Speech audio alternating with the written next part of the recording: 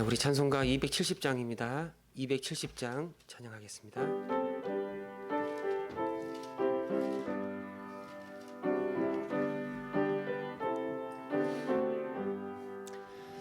편찮는 주님의 사랑과 거룩한 보혈의 공로를 우리 다 찬양을 합시다. 주님을 만나볼 때까지 예수는 우리를 깨끗게 하시는 주시니 그의 피 우리를 눈보다 더 희게 하셨네. 우리를 깨끗게 한 피는 무궁한 생명의 물일세. 생명의 구원을 받은 자 하나님 찬양을 합시다. 예수는 우리를 깨끗게 하시는 주시니 그의 피 우리를 눈보다 더 희게 하셨네. 주님의 거룩한 보혈을 날마다 입으로 간증해 담대히 싸우며 나가세. 천국에 들어갈 때까지 예수는 우리를 깨끗게 하시는 주시니 그의 피 우리를 눈보다 더 희게 하셨네. 십자가 단단히 붙잡고 날마다 이기며 나가세. 머리에 면류관 쓰고서 주 앞에 찬양할 때까지 예수는 우리를 깨끗게 하시는 주시니 그의 피 우리를 눈보다 더 희게 하셨네. 아멘. 코로나가 이 델타 바이러스 영향으로 많은 젊은 사람을 중심으로 확대되고 있습니다. 이 방역 당국에서 역학조사도 하고 여러 가지 방역 지침도 격상하고 애를 많이 쓰고 있는데 하나님께서 이 모든 방역을 관리하는 또 이끌어가는 우리 지도자들에게 공무원들에게 지혜와 능력을 주셔서 이 어려운 상황들을 잘 극복할 수 있도록 그들을 인도해 달라고 기도해 주시기를 바랍니다. 사실 이 방역 단계를 결정하는 게 쉽지는 않습니다. 왜냐하면 이 경제 문제와 연결되어 있기 때문에 그들의 선택 하나하나가 굉장히 조심스럽고 또 여러 가지 상황들을 고려해야 된다는 걸 우리가 알 수 있습니다. 그들의 고뇌가 굉장히 깊을 것인데 하나님께서 그들에게 지혜 주셔서 잘 감당하도록 여러분 기도해 주시고 또 이걸 또 해결할 수 있는 정말 제일 좋은 방법은 빨리 좋은 백신이 확보가 되어서 우리 젊은 사람들 그리고 우리 어린아이들에까지 접종을 맞는 겁니다. 하나님께서 우리에게 필요한 백신을 공급하여 주셔서 많은 사람이 백신을 접종하고 또 국민 전체가 면역이 형성되어서 다시 이전의 일상으로 조금씩 회복이 될 수 있게 달라고 우리 시간에 한 번 더 이 코로나 이 상황이 굉장히 심각한데 하나님께서 우리에게 긍휼을 베풀어 달라고 우리 한번 이를 기억하면서 기도하겠습니다. 하나님 아버지 굉장히 어려운 시간을 지나가고 있습니다.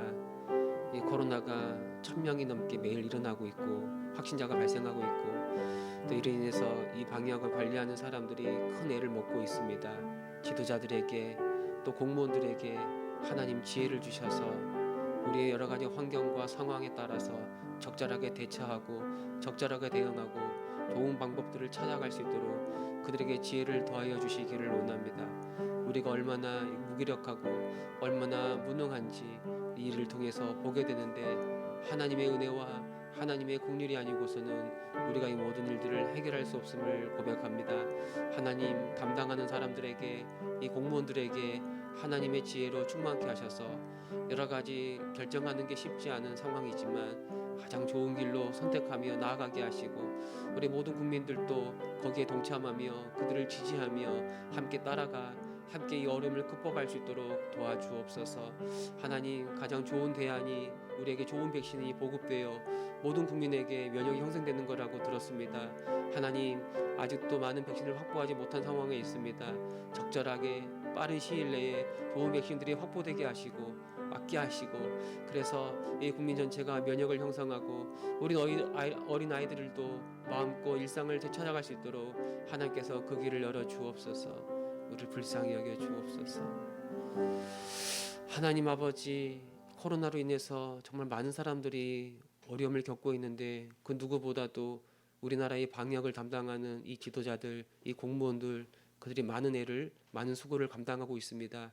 그들에게 지혜 주셔서 정말 이 코로나가 확산되면 어떤 걸 결정하는 게 가장 국민을 위한 결정인지 그 선택하기가 굉장히 어려운데 그들에게 지혜 주시고 능력 주셔서 잘 감당하게 하시고, 정말 우리를 향한 이 나라를 위한, 우리 국민을 위한 가장 최선의 선택으로 나아가게 하시고, 우리 모든 국민들도 이 방역 당국을 잘 따르고 그들의 지침을 잘 따라서 함께 이 어려움을 극복할 수 있도록 인도하여 주옵소서. 좋은 백신이 확보되게 하시고 어른들, 젊은 사람들, 그리고 모든 어린아이들까지 우리 모든 사람들에게 면역이 형성이 되어서 잃어버린 우리 일상을 조금씩 되찾을 수 있도록 하나님, 우리에게 긍휼과 은혜를 베풀어 주시옵소서. 함께 하실 주님을 믿습니다. 감사드리며 우리 주 예수 그리스도의 이름으로 기도합니다. 아멘. 우리 말씀 보겠습니다. 사무엘하 24장입니다. 사무엘하 24장 1절에서 우리 10절 말씀 보겠습니다.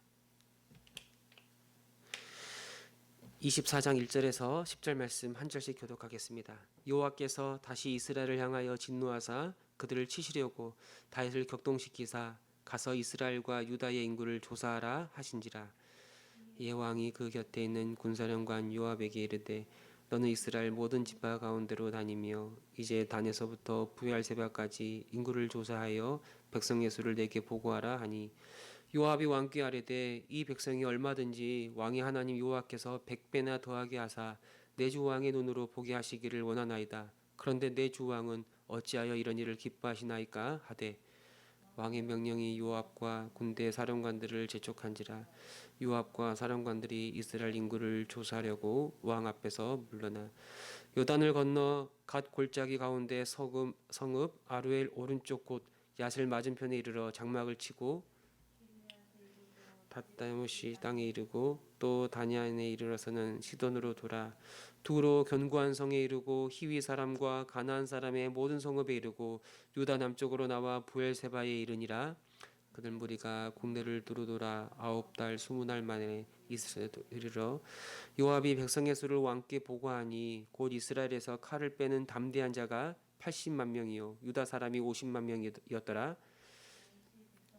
후에 그의 마음에 자책하고 다윗이 여호와께 아뢰되 내가 이 일을 행함으로 큰 죄를 범하였나이다. 여호와여, 이제 간구하옵나니 종의 죄를 사하여 주옵소서. 내가 심히 미련하게 행하였나이다 하니라. 아멘. 왜 하나님께서 이스라엘에게 진노하시는가? 왜 진노하시려는가? 이 이스라엘의 타락은 항상 왕의 타락과 연결되어 있습니다. 하나님이 왕을 모든 이스라엘 백성의 대표자로 삼으셨기 때문이에요. 그러니까 이스라엘 왕 다윗이 하나님 앞에 신실하고 하나님 앞에 거룩하고 하나님을 온전히 믿음으로 나아가면 다윗과 함께 온 백성이 그렇게 하나님을 섬기는 건데, 왕이 깨어있지 않고 왕이 하나님을 불신하고 왕이 하나님이 아닌 허망한 것들을 의지할 때 결국 이스라엘도 타락하게 되는 겁니다. 이 하나님이 1절에 보니까 다시 이스라엘을 향하여 진노했다. 그러면 하나님께서 이전에도 이스라엘 향하여 진노했다라는 표현인데, 그 사건은 우리가 21장에 나왔던 그 이스라엘 전역에 극심한 가뭄이 일어났던 그 사건을 가리키는 거예요. 다윗이 왕위를 얻고 나서 얼마 시간이 지나지 않아서 이스라엘에게 아주 극심한 가뭄이 일어났어요. 도대체 왜 이런 일이 일어났는지 너무나 이해가 안 돼가지고 다윗이 하나님께 찾아가서 하나님께 묻습니다. 하나님께서 그건 바로 다윗 이전 이 사울 왕의 죄악 때문이라고 그렇게 말씀하는 거예요.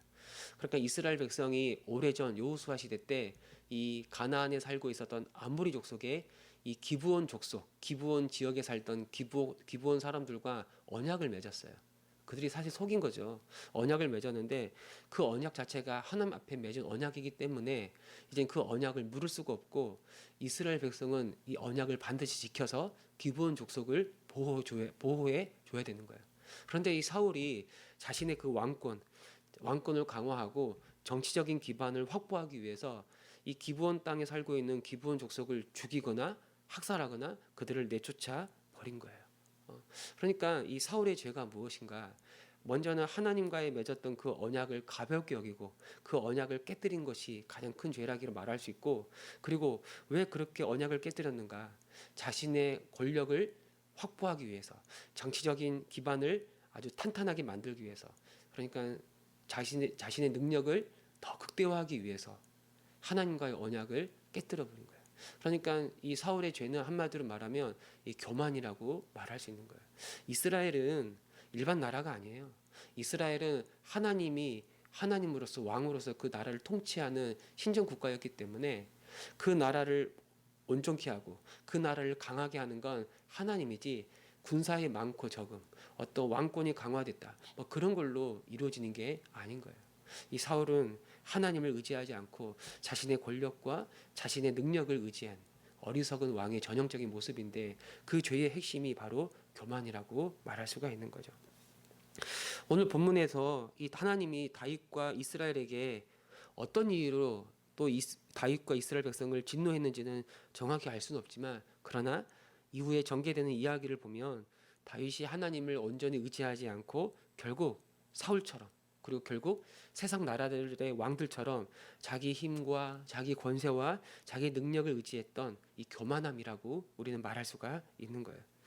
1절에 좀 표현이 우리가 이해하기 좀 어려운 표현입니다. 하나님이 다윗을 진노하기 위해 그를 격동했다라고 나오는데, 이 표현을 우리가 어떻게 이해해야 될까? 이 사무엘하 24장의 병행 본문인 역대상 21장을 보면 21장 1절에 보면 거기서는 이렇게 표현하고 있습니다. 사탄이 일어나 이스라엘을 대적하고 다윗을 충동했다. 똑같은 사건인데 사탄이 일어나서 이스라엘이 다윗의 마음을 충동했다라고 그렇게 말하고 있어요. 그러니까 이 사탄이 다윗으로 죄를 짓도록 그 마음을 충동했다는 거예요. 여러분, 우리가 욥기의 말씀을 보면 이 사탄도 하나님의 허락이 없으면 절대 사람을 충동할 수가 없어요.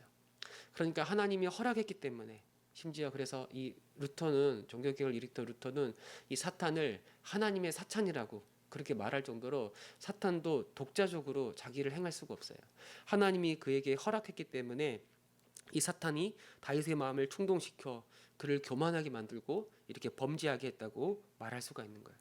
반대로 생각하면 하나님이 다윗을 그러니까 그냥 내버려 두신다면, 다르게 이야기하면 하나님이 다윗을 내버려 두신다면, 그러니까 그를 은혜로 붙잡아 주지 않으시면, 그래서 이 사탄의 충동 가운데 내버려 두면 다윗은 결국 죄의 지배 아래 들어가고 하나님의 진노를 피할 수 없다라는 걸 알 수가 있습니다. 왜 다윗이 인구 조사를 명했는가? 이스라엘과 유다의 인구를 조사하라. 인구 조사를 그렇게 명하죠. 이 인구 조사의 목적은 이 군사력을 확보하는 거라고 말할 수가 있어요. 이 다윗의 명을 받들어 요압과 군사령관들이 단에서 부엘세바까지 온 이스라엘 전역을 돌아다니면서 9개월 20일 동안 인구를 조사합니다. 그래서 그때 조사하면서 칼을 빼는 군사가 130만 명, 이스라엘 전역에 80만 명, 다윗이 속한 유다 지파에 50만 명. 어마어마한 군사력이죠. 그럼 이 인구를 조사하고 이 군사력을 확인하는 게, 인구 조사하는 것 자체가 이게 잘못된 것인가? 아니죠. 그거 자체는 문제가 아니에요. 그러면 무엇이 문제인가? 왜 이거 했다고, 인구 조사했다고 다윗은 이렇게 하나님의 진노를 받아야 하는가? 여러분, 출애굽기에 보면 하나님이 모세를 통해서 이스라엘 백성들에게 율법을 증거하시고 또 여러 가지 규례들을 하나님께서 정해 주셨는데, 인구 조사를 시행할 때라는 표현이 나와요. 이스라엘 백성의 인구수를 조사할 때 조사받는 사람들 한 사람 한 사람의 속전을 하나님께 바치라고 그렇게 명령하고 있어요. 속전을 바치라. 이 속전은 말 그대로 그 사람을 속하기 위해서 하나님께 드려지는 그 물질, 그 돈을 의미하는 거예요.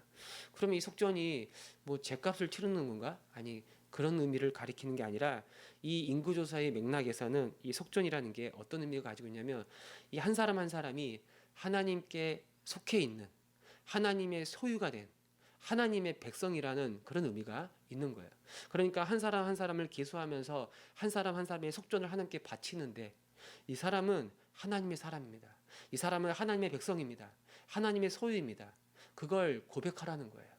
그런데 본문에 보니까 다윗은 어떻습니까?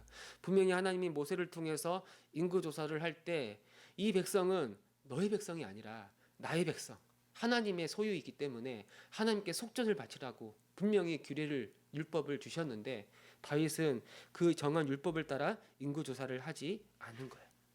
순전히 그 목적이 무엇인가? 결국에는 많은 군사력을 확보해서 그 군사력을 확보해서 자기 왕권을 아주 강력하게 세우고자 하는 그런 교만한 마음을 다윗이 가지고 있는 거예요. 하나님을 의지하기보다는 군사의 수를 의지하고 하나님의 힘을 의지하기보다는 사람의 힘을 의지하여 이스라엘을 다스리고 자기가 원하는 강한 나라를 세우려고 하는 그런 불신앙과 그런 교만에 빠져 있는 거예요. 여러분, 우리가 이 사무엘 상하 말씀을 계속 읽어왔고 이제 24장 마지막 장에 왔는데 어떻습니까? 다윗이 왕이 되고 그래서 이스라엘이 강한 나라가 된 게 전부 다 하나님의 은혜이지 않습니까? 다윗은 누구보다 이 사실을 잘 알고 있었어요. 근데 지금은 어떻습니까? 지금은 하나님을 의지하기보다는 자신의 능력과 사람의 능력, 사람의 수, 군사력을 의지하고 있는 거예요. 더군다나 이스라엘 백성들, 이 군사 한 사람 한 사람은 자기 백성이 아니라 하나님의 백성이에요. 다윗은 은혜로 부르심을 받았고 은혜로 세워졌고 은혜로 하나님의 복을 누리고 있으며 앞으로도 하나님의 은혜로 이 나라가 강해지고 번성할 수 있는데 어느 것 하나라도 은혜가 아닌 게 없는데 어떻게 다윗이 하나님을 의지하지 않고 다른 것을 의지하고 거기에 자기 소망을 두고 자기 힘을 과시하려고 하고 그런 세상의 길로 나아가고 있는가? 여러분, 그러나 이런 다윗의 모습이 오늘 우리들에게도 보여 있는 거예요. 보이고 있는 거예요. 모든 게 주님의 은혜입니다라는 걸 말하면서도 우리는 하나님을 의지하기보다는 사람을 의지할 때가 많고 재물을 의지하고 이 세상을 의지하고 그래 살아갈 때가 많은 거예요. 우리가 뭐 주의 일을 감당할 때도 어떻습니까? 주의 일을 감당할 때도 뭐 은혜를 구한다고 말하면서도 겸손히 감당하는 게 아니라 이 세상적인 것들을 구하고 어떤 세상의 방식을 쫓아 일들을 처리하고 사람을 의지할 때가 얼마나 많이 있습니까? 모든 인구조사가 끝나고 결과를 보고할 때 그때 다윗이 자기 스스로 양심의 가책을 받아 하나님께 죄를 고백하는 거예요. 이것도 사실은 하나님이 그에게 은혜를 베푸셨기 때문에 지금 자기가 무슨 일을 하고 있는지를 보게 되는 거예요. 사실 회개하고 그래서 죄를 자백하는 것도 하나님의 은혜인데 10절에 보니까 내가 이 일을 행함으로 큰 죄를 범하였나이다. 여호와여 이제 간구하옵나니 종의 죄를 사하여 주옵소서. 내가 심히 미련하게 행하였나이다. 내가 심히 미련하게 행하였나이다. 여러분, 우리가 세상을 의지하고 자기 힘을 추구하고 사람이든 물질이든 권력이든 어떤 세상적인 방식을 추구하며 그런 힘을 쫓아 살아가는 삶이 굉장히 지혜로워 보여요. 또 지혜롭다고 생각합니다. 또 그렇게 살아가는 사람들, 그래서 그렇게 누리고 있는 사람들을 보면은 부러워하기도 해요. 그러나 우리가 하나님의 은혜로 우리가 어떤 사람인지를 다시 보게 되면 우리가 다시 영적으로 깨어나서 다시 보게 되면 그렇게 살아가는 것처럼 미련한 인생이 없는 거예요. 이 다윗이 주님의 은혜로 자기 죄악을 깨닫고 그 마음이 깨어나 그 마음이 다시 살아나서 그 영적인 감각이 살아나서 다시 보니까 내가 지금 뭐 하고 있는 거야? 내가 이렇게 미련하고 이렇게 어리석은 일을 하고 있는 건가? 그때 비로소 깨닫게 되는 거예요. 여러분, 다윗이 이렇게 인구를 조사했던 그 목적이 무엇인가? 하나님을 위한 게 아니라 자기 군사력을 확보하고 자기 힘을 의지해서 아주 강력한 왕권을 구축하는 게 다윗의 마음이었어요. 그 스스로 교만하여 이스라엘 백성이 하나님의 백성이요 하나님의 군대라는 사실도 잊어버리고 자기 교만함을 향하여 나아가고, 이건 하나님 앞에 결코 작은 죄가 아니고 아주 큰 죄라고 말할 수가 있는 거죠. 그가 기름 부음 받아 여기까지 오게 된 게 전부 다 하나님의 은혜인데, 그렇다면 앞으로도 하나님의 그 은혜를 붙잡고 그 은혜를 의지하여 나아가야 하는데 어떻게 이렇게 교만하여 어리석고 이렇게 미련한 일을 행하고 있는가? 여러분, 이게 바로 우리들의 모습일 수도 있는 거예요.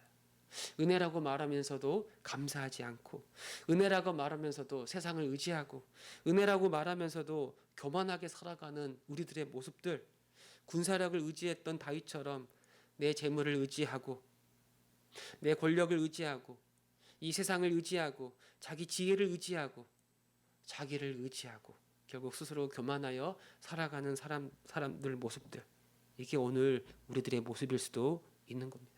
하나님, 오늘 이 주의 말씀을 통해서 나를 돌아보고, 혹시 내가 모든 게 주님의 은혜라고 말하면서도 하나님께 감사하지 않고 나의 힘을 의지하는 그런 교만하고 어리석고 미련한 모습이 있다면 하나님 다시 보게 하시고 다시 주 앞에 회개하고 다시 주님만을 의지하며 살아가는 자가 되게 하여 주옵소서. 오늘 이 말씀이 우리의 도전이 되고 주의 말씀을 따라 살아가는 우리 모두가 되시기를 바랍니다.